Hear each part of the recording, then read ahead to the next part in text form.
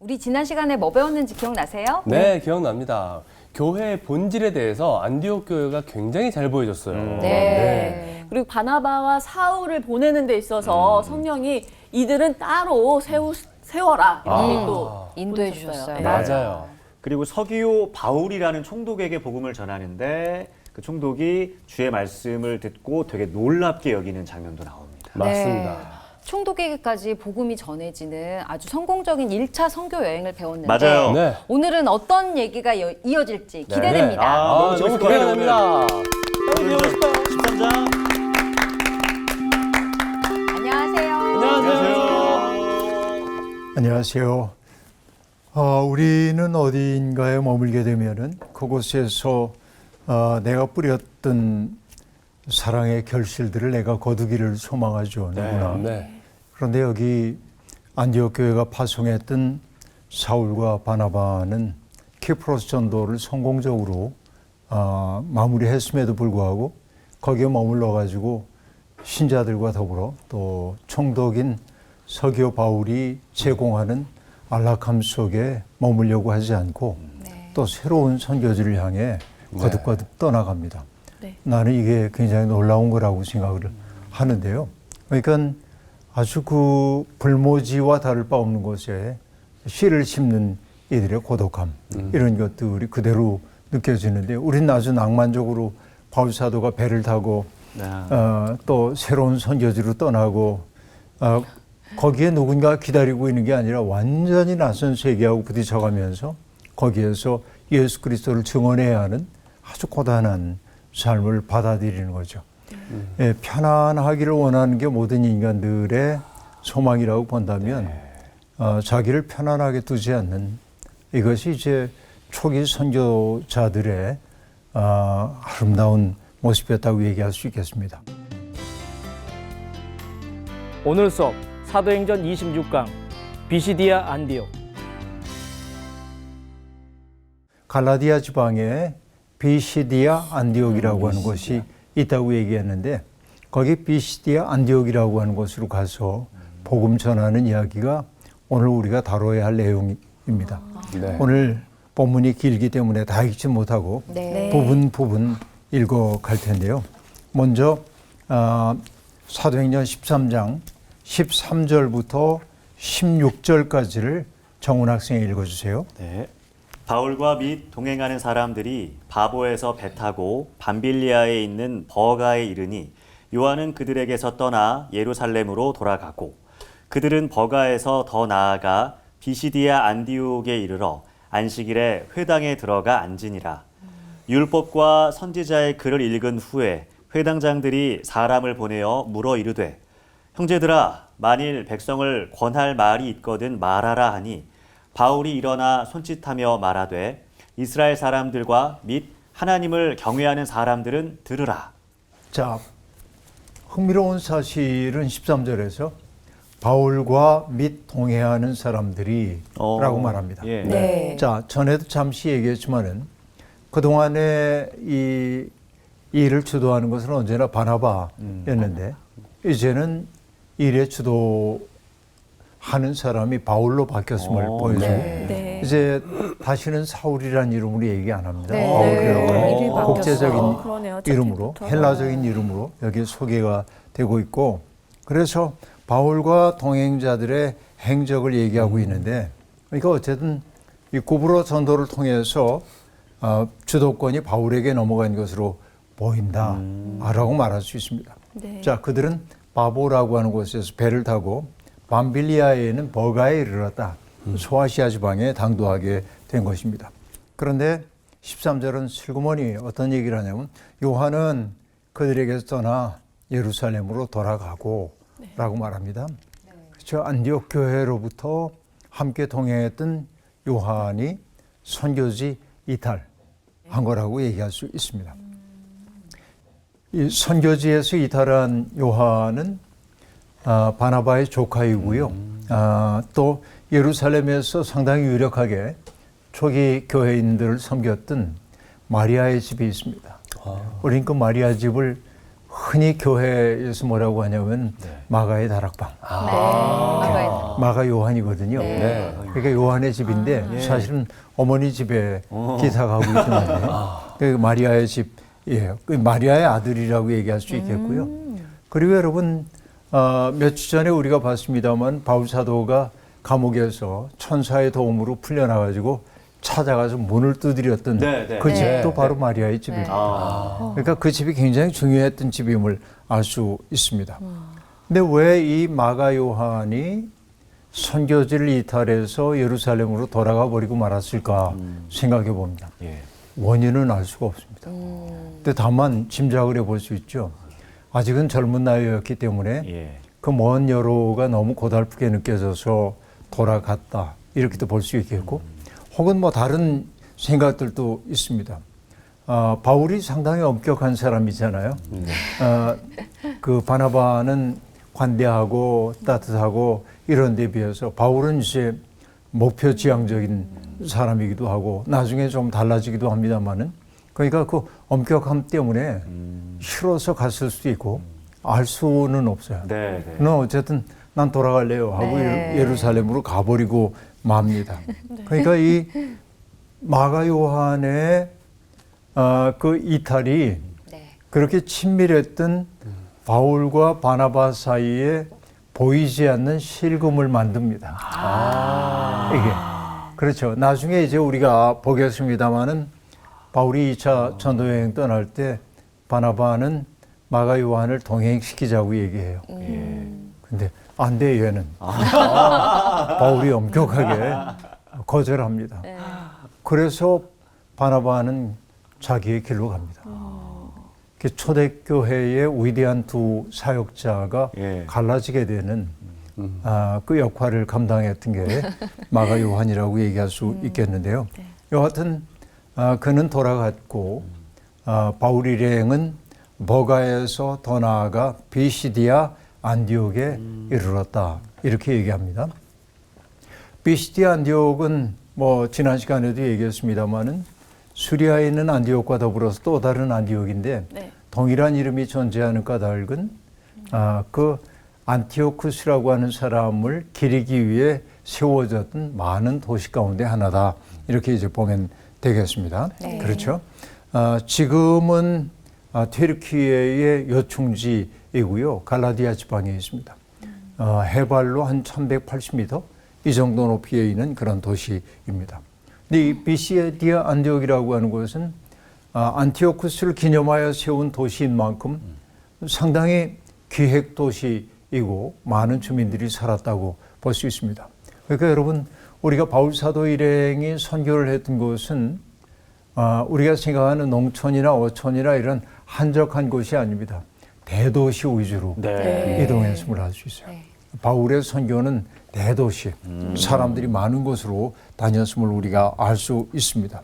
그리고 어느 날 이제 바울 사도가 안식일에 회당에 들어가자 회당장이 율법과 선지자의 말씀을 읽은 다음에 이렇게 얘기합니다. 형제들아, 만일 백성을 권할 말이 있거든 말하라 라고 얘기합니다. 자, 회당은 여러분 성전과 회당이 매우 중요한데 성전에서 매우 중요한 인물은 제사장입니다. 그렇죠? 하나님께 희생해서 제사를 바치는 것이기 때문에 그렇습니다. 근데 성전이 이제 무너졌죠. 성전이 몇 차례에 걸쳐서 무너집니다. 제사장들의 역할을 다 제사장들의 역할이 없어졌어요. 그때 회당이라고 하는 것은 유대인들이 머무는 곳 어디에나 유대인들이 세우고 그랬죠. 여기에서는 제사장이 아니라 랍비의 역할이 중요하게 됐습니다. 가르치고 율법과 선지자의 말을 가르치고 그렇게 됩니다.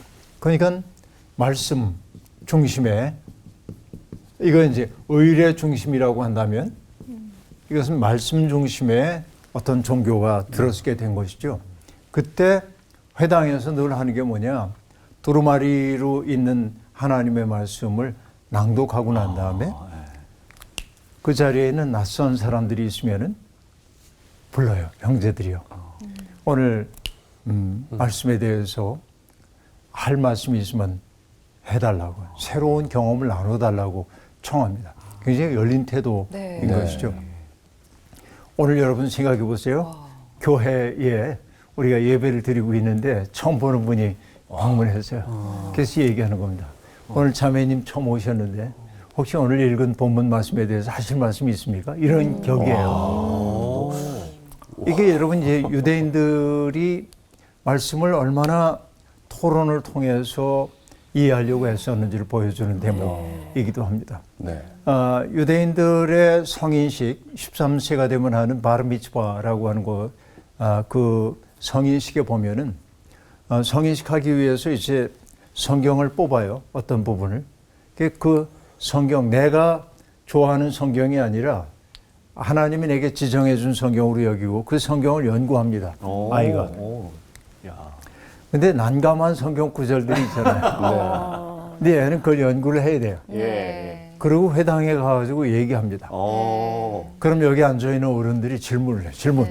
이렇게, 나는 이거 이해 못하겠는데? 혹은 나는 좀 의견이 다른데? 하고 얘기해요. 그럼 얘가 뭐냐면 디펜스를 해야 돼. 그렇죠. 나는 이런 생각입니다. 이렇게 얘기해 줘야 돼. 네. 이건 의도적인 일이죠. 네. 그래서 성인이 된다고 하는 건 뭐냐? 자기의 생각을, 하나님 말씀에 대한 자기의 생각을 말할 수 있는 사람이 되는 걸 인정해 주는 거예요. 굉장히 중요한 네. 일이라고. 그게. 그렇죠. 그러니까 이제 당당한 일원이 되어가지고 하나님의 말씀을 나눌 수 있는 거예요. 이 훈련이 돼 있어요. 그러니까 뭐 나눠줄 말씀이 있습니까? 하고 얘기하면 일어나서 얘기하고 사람들은 그 새로운 이야기에 귀를 기울입니다. 이런 전통이 있는데 네. 그러자 이제 바울이 일어나가지고 얘기하는 장면이 나오는데 바울이 일어나 손짓하며 말합니다. 이스라엘 사람들과 및 하나님을 경외하는 사람들아 들으라. 자, 이스라엘 사람들은 뭐 출신이 이스라엘인 사람들을 말하고 하나님을 경외하는 사람은 이방인으로서 유대교의 매력을 느껴서 그렇죠? 개종 직전까지 간 사람들을 일컫는 말입니다. 그 사람들에게 말하는데 여러분 바울이 하는 말이 뭐냐면 들으라 하고 말합니다. 이게 여러분 자 들어보세요. 이런 말일 수도 있지만은 이건 약간 의도적 표현입니다. 왜? 여러분 신명기 6장에 보면 이스라엘아 들으라. 우리 하나님 여호와는 오직 유일한 여호와이시니 너는 마음을 다하고 뜻을 다하고 힘을 다하여 주 내 하나님 여호와를 사랑하라 라고 말합니다. 자, 우리의 하나님은 유일하신 하나님이다. 이걸 들어야 돼. 이스라엘아 들으라. 그래서 이 대목을 뭐라고 하냐면 쉐마. 이스라엘아 들으라. 이게 정말 중요한 말이거든요. 쉐마란 말이. 그런데 지금 바울이 그 표현을 쓰는 거야. 이스라엘아 들으라. 그러니까 아주 강력한 메시지가 그들의 앞에 진술될 것임을 예고한 다음에 쭉 어떤 얘기하냐면 이 바울 사도가 대단한 게 하나님의 구원사를 짧게 요약합니다. 마치 스테반이 그랬던 것처럼. 근데 여러분 이 대목이 참 중요한 게 뭐냐. 여러분 실력 있는 사람들은 어느 대목에 이르더라도 자기의 얘기를 해낼 수 있는 능력이 있어야 합니다. 네. 제가 신학교에 다닐 때 제 선생님은 언제나 학생들을 긴장시켰습니다. 어떤 의미에서 긴장을 시키냐면 예를 들어서 제가 이제 칼 야스퍼스라고 하는 독일의 철학자를 공부를 하고 있을 때인데 그러니까 전혀 다른 맥락에서 공부를 하고 있다가 그 교수님이 내게 질문을 합니다. 야스퍼스 박사, 지금 이 논리를 당신의 언어로 얘기해봐. 그러면은 나는 야스퍼스가 돼가지고 지금의 논의에 참여를 해야 합니다.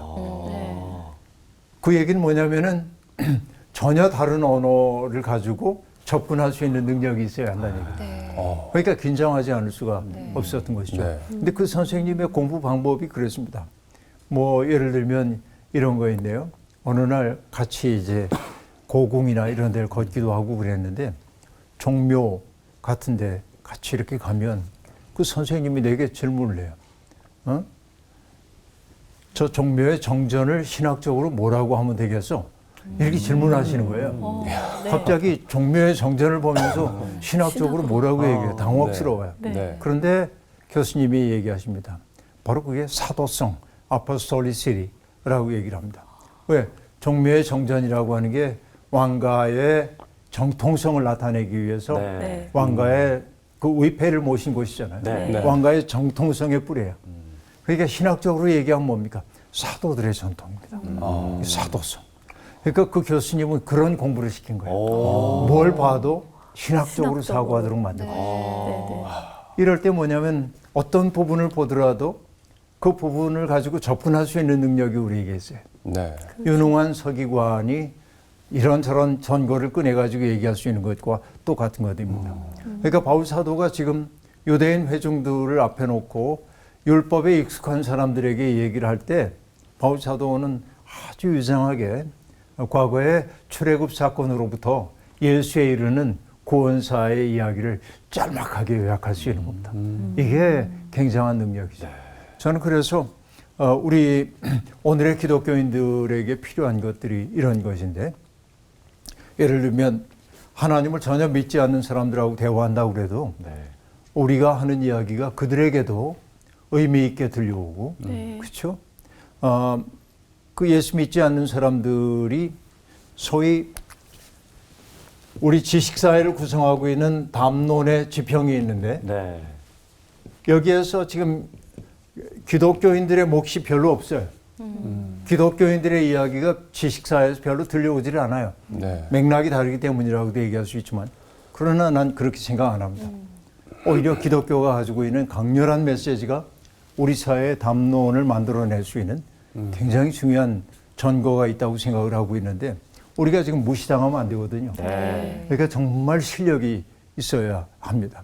근데 바울 사도가 느닷없는 요청이잖아요. 네. 바울이 이렇게 얘기합니다. 제가 오늘 준비를 안 했습니다. 제가 말씀 준비를 열심히 해야 말할 수 있는데요. 그렇게 안 해요. 즉시 얘기합니다. 어떤 얘기를 하냐면 이스라엘의 하나님이 우리 조상들을 택하셨다. 그리고 애굽 땅에서 억압을 당하고 있었던 그 백성들을 탈출시켜서 그 백성을 높여 큰 권능으로 인도하여 내셨다. 출애굽 사건을 아주 간결하게 요약을 지금 하는 거입니다. 네. 그러니까 머릿속에 딱 뭐랄까 지도가 딱 들어있는 거죠. 생각의 지도가. 그러면서 광야에서 40년 동안을 보내는 동안 그들의 소행을 참아내셨다. 그렇죠? 그 광야 생활을 아주 한마디로 요약을 했습니다. 먹을 게 없다고 애굽에 끓는 가마솥을 그리워하고, 사람들이 인솔해서 애굽으로 돌아가자 이런 얘기도 있었고, 어려움이 찾아올 때마다 하나님 원망하고, 이런 그 소행을 하나님이 참아내셨고, 그럼에도 불구하고 하나님이 가나안 땅에 살고 있는 7 족속을 다 멸하시고 그들을 어떻게 구원해 주셨는지 그 450년의 역사를 쭉 이야기를 하고 있습니다. 근데 여러분, 이게 가만히 보면요. 네. 재미나는 게 그냥 하나님께서 애굽 땅의 조상들을 택하셨다 하는 얘기를 하고 있고, 애굽 땅에서 백성들을 인도해냈다 하는 얘기는 결국 뭐냐면 창세기와 출애굽기 얘기를 한 거잖아요. 네. 그 다음에 광야에 40년간의 소행을 참으셨다라고 하는 건 민수기 얘기를 들려주고 있는 것이고요. 네. 그 다음에 가나안 땅 7 족속을 멸하고 땅을 기업으로 주신 얘기는 신명기와 여호수아 얘기. 네. 네. 그러니까 이게 자. 그 성경 우리가 모세오경이라고 부르는 거기에 6경 여호수아 이야기까지 몇 절 안 되는 짤막한 이 말로 요약을 딱 하고 있고, 네. 그 다음에 이제 그 선지자 사무엘 때까지 얘기를 하고 있고, 그리고는 그 뒤에 사사시대 얘기했고, 왕을 구하는 얘기를 했고, 그리고 사울과 다윗까지 이 얘기를 쭉 다 들려줍니다. 네. 그렇죠? 그리고 하나님께서는 그 다윗의 가문으로부터 약속되었던 메시아 그리스도를 보내주셨다. 어. 이 얘기가 일맥상통 쭉 해나가고 있음을 네. 알 수 있습니다. 그러니까 약속했던 그분이 그 구주가 바로 예수라고 하는 분이다. 그러니까 예수라고 하는 존재를 지금 뭐로 얘기하고 있냐면은 하나님의 창조로부터 비롯해서 창조로부터 출애굽 사건, 애굽, 그 다음에 이제 여기 이제 광야 포함하고 또 가나안 정복 얘기, 그 다음에 사사 시대, 그 다음에 왕정 시대, 여기까지 나무가 쭉 서 있는데 이 나무의 끝에 결국 달려 있는 게 뭐냐면 예수 그리스도. 네. 이 거대한 하나님의 구원사의 흐름의 그 꼭대기, 바로 그분이 이제 예수 그리스도라고 그렇게 얘기를 지금 하고 있는 것입니다. 바로 그분이 예수다라고 얘기합니다. 그러고는 그냥 예수님을 바로 얘기하지 않고 그가 오기 전에 세례자 요한이 회개의 세례를 전파했고 그 모든 백성들이 그 이야기를 들었다. 네. 그리고 요한이 세상을 떠날 때 사람들에게 증언했던 내용이 뭐냐면 나는 그리스도가 아니다. 네? 나는 그리스도가 아니라 내 뒤에 오시는 이가 있는데 나는 그분의 신발끈을 풀기도 감당하지 못하리라 하였다라고 얘기하고 있습니다. 자, 그 다음에 우리가 좀 읽어볼까요? 네. 나온 시 26절부터 31절까지. 네, 형제들아 아브라함의 후손과 너희 중 하나님을 경외하는 사람들아 이 구원의 말씀을 우리에게 보내셨거늘 예루살렘에 사는 자들과 그들 관리들이 예수와 및 안식일마다 외우는 바 선지자들의 말을 알지 못하므로 예수를 정죄하여 선지자들의 말을 응하게 하였도다. 죽일 죄를 하나도 찾지 못하였으나 빌라도에게 죽여달라 하였으니 성경에 그를 가리켜 기록한 말씀을 다 응하게 한 것이라. 후에 나무에서 내려다가 무덤에 두었으나 하나님이 죽은 자 가운데서 그를 살리신지라. 갈릴리로부터 예루살렘에 함께 올라간 사람들에게 여러 날 보이셨으니 그들이 이제 백성 앞에서 그의 증인이라. 네. 자, 여기에서 보면 길 닦는 사람인 요한이 나는 그리스도가 아니다 라고 얘기했고 네. 내 뒤에 오시는 분이 위대한 분이다 하고 얘기했는데 그래서 이제 그 이야기를 가지고 바울이 말합니다. 형제 여러분, 아브라함의 후손 여러분, 하나님을 경외하는 여러분, 이제 나는 여러분에게 말씀합니다. 예루살렘 사람들은 구원의 말씀을 거부했습니다. 그들은 선지자들이 선포한 내용을 이해하지 못했습니다. 여러분, 가장 위험한 게 뭐냐? 안다 하는 자부심. 네. 바로 이런 것이죠. 그래서 여러분, 이 얘기는 노자에도 나오는 얘기인데요.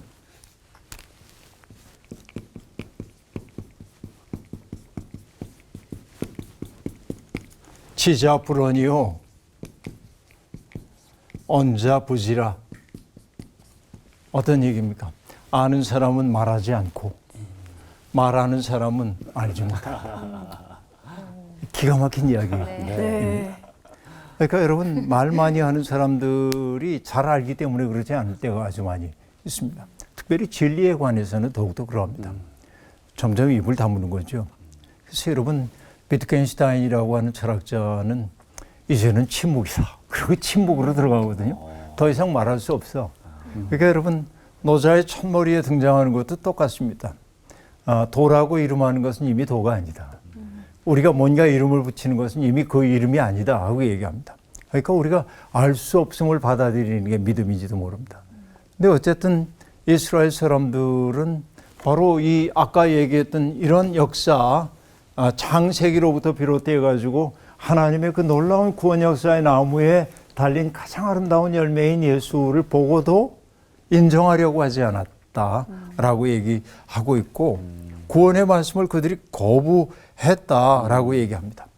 그래서 예수를 처형함으로써 그들은 죄를 저질렀고, 그런데 놀라운 역사는 뭐냐? 그들의 죄를 통해서 하나님의 의가 드러났다. 네. 그러니까 하나님 하시는 일은 언제나 그러하죠.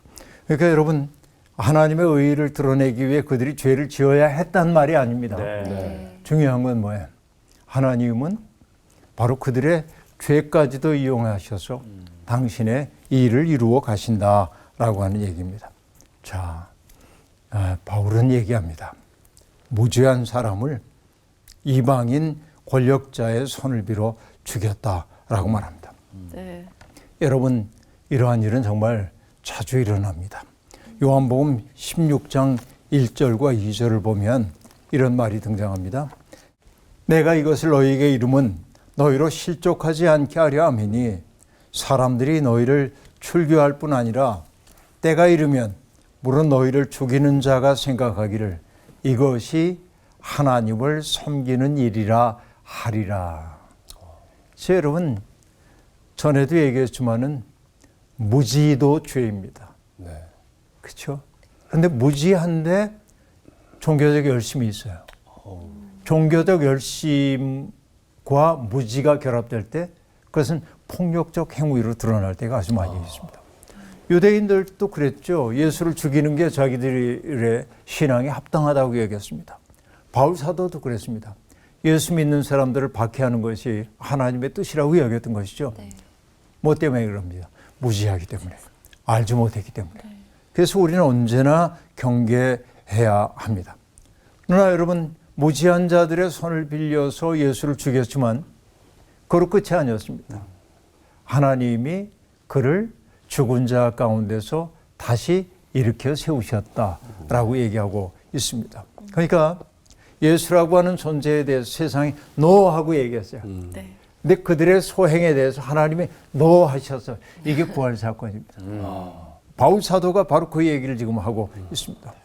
그저 부활하신 주님이 갈릴리 출신의 제자들에게 모습을 드러내셨고 그래서 수없이 많은 증인들이 등장하게 되었다라고 얘기합니다.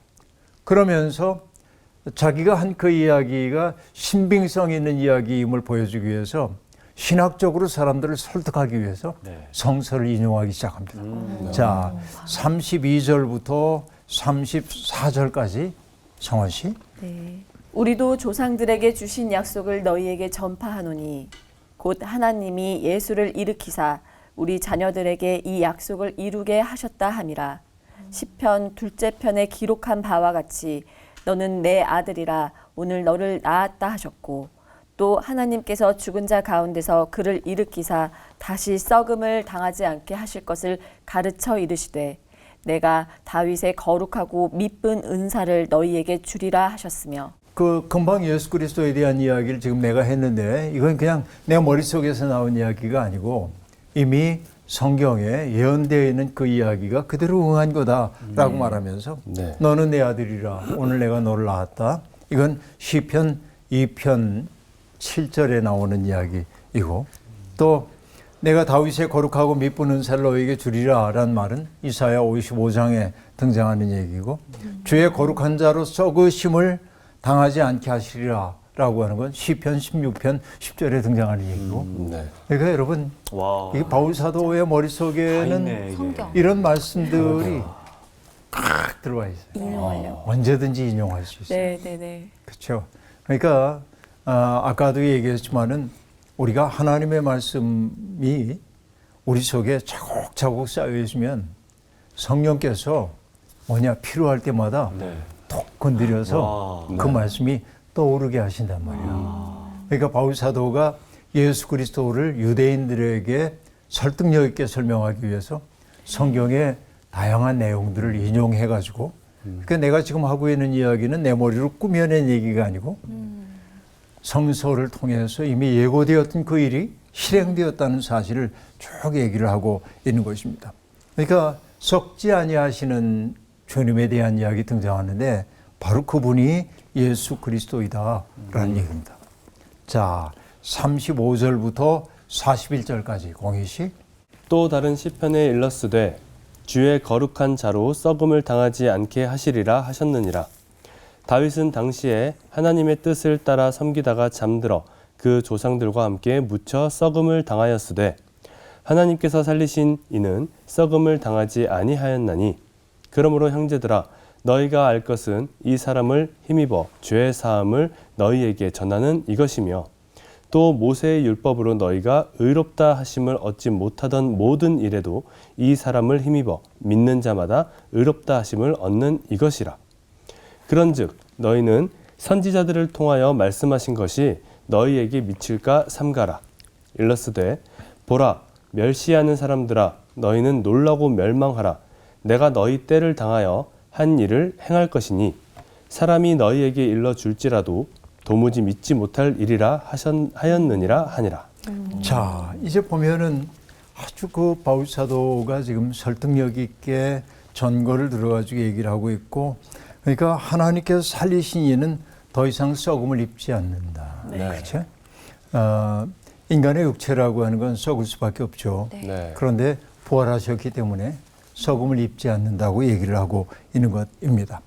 그리고 그 예수, 죽임을 당했지만은 썩음을 입지 않기 때문에 다시 사신 예수 그리스도를 통해 나타나는 그 결과가 뭐냐? 예수님의 사역이 요약되고 있는데 이분을 힘입어 죄사함을 전하게 되었다. 너희에게 죄사함을. 그러니까 예수 그리스도를 통하여 우리의 모든 죄가 사해지게 되었다라고 얘기합니다. 여러분, 죄의 사함, 우리의 주홍빛 같은 죄가 그렇죠? 없는 것처럼 되었다고 하는 얘기를 뜻하기도 하지만은 네. 결국 하나님께서 우리의 연약함과 슬픔과 고통과 그렇죠?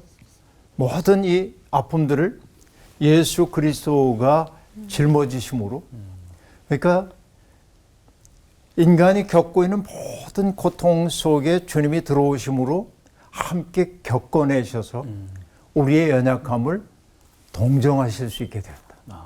그 우리의 죄를 사해 주셨다고 하는 얘기가 바로 그런 얘기죠. 네. 이것을 우리가 신학적으로 표현할 때 예수 그리스도의 피의 공로로 우리가 죄 사함을 받았다. 근데 여기서 예수의 피가 얘기하고 있는 것은 그렇죠?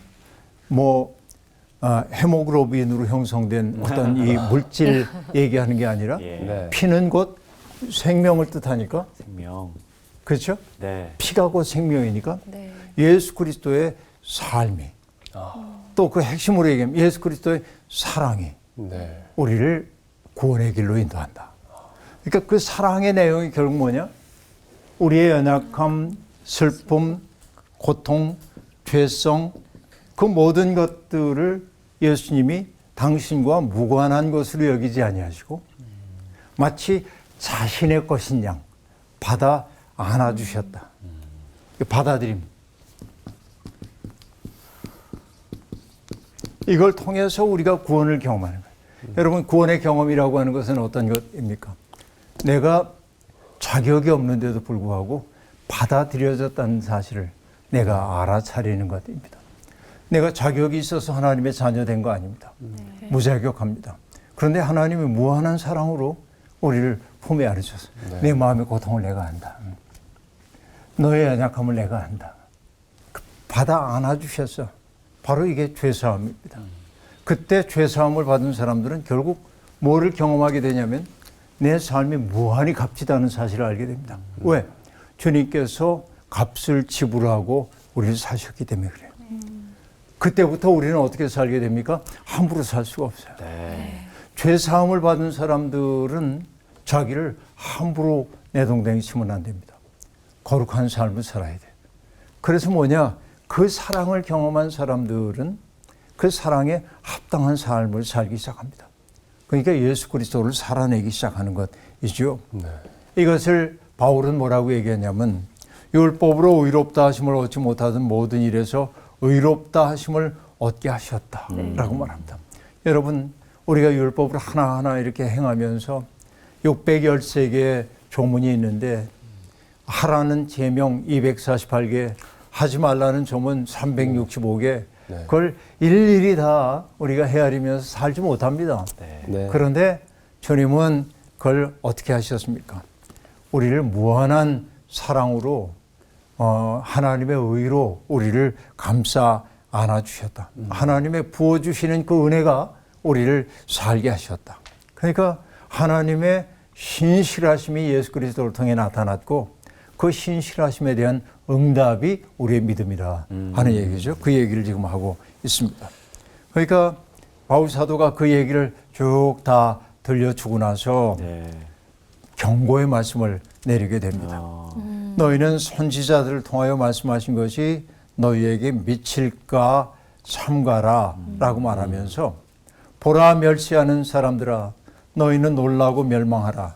내가 너희 때를 당하여 한 일을 행할 것이니 사람이 너희에게 일러줄지라도 도무지 믿지 못할 일이라 하였느니라 하니라 라고 말합니다. 예. 네. 하나님의 이런 구원사의 맥락이 있고 죄사함을 얻게 하는 그 복음의 말씀이 그들에게 선포되었는데도 불구하고 하나님의 말씀을 멸시하는 사람들의 운명은 무엇입니까? 놀라고 멸망할 것이다 라고 말합니다. 그래요. 이게 하나님의 말씀을 무시하는 자들의 운명이라고 얘기할 수 있겠습니다. 비시디아 안디옥에 이르렀던 바울 사도가 사람들 앞에 공적으로 설교한 내용이 오늘 읽었던 그 본문의 말씀입니다. 놀라운 것은 뭐냐? 이 바울이라고 하는 사람 속에 이 머릿속에 하나님의 말씀이 가득 담겨 있었던 것이죠.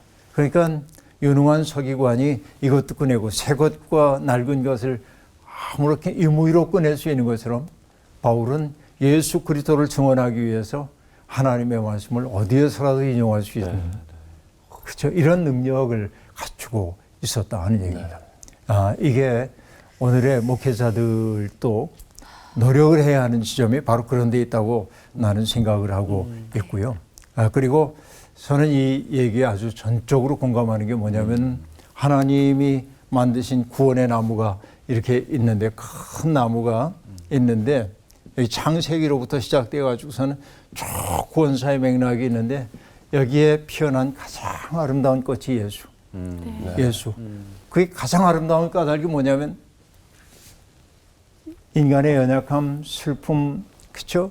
그러니까 가인의 후예로서 가인의 후예들이 만들어내고 있는 인생의 참극이 있거든요. 네. 결국 이런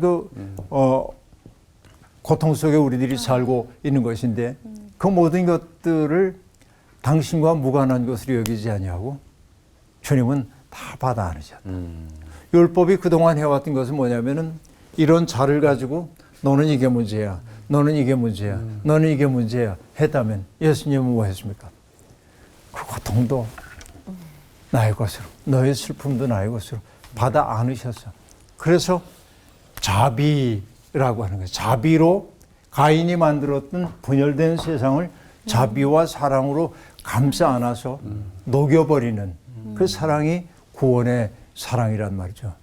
그러니까 바울 사도는 바로 그런 예수에게 매혹된 거고 사로잡힌 거고 우리가 예수를 믿는다고 하는 것도 바로 그런 예수의 마음에 사로잡힌 사람이 되어야죠. 네. 예수 믿는 사람은 좁으면 안 됩니다.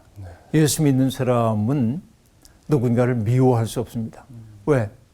넘치는 사랑을 받았기 때문에 우리 또한 넘치는 사랑으로 사람들에게 다가가야 합니다. 이 믿음이 우리 속에 자라나기를 소망합니다. 오늘 이야기 여기서 마칠게요. 고맙습니다. 고맙습니다. 감사합니다. 사실 이 인간의 연약함, 슬픔, 고통, 죄성 끊임없이 이런 가운데서 저희가 살고 있잖아요. 근데 너무 그 예수님의 사랑을 당연케 생각한 건 아닌가라는 생각이 들면서 제가 예수님을 믿으면서 이 사랑을 듬뿍 받고 있다는 사실이 너무 감사해지는 시간이었어요. 아니 그 사도 바울이 그 예수라는 사람, 그 예수라는 꽃에 딱 매혹됐을 때, 맞아요. 사로잡혔을 때, 뭐 다른 걸 생각하지 않고 이렇게밖에 할 수 맞아요. 없는 그 마음, 네.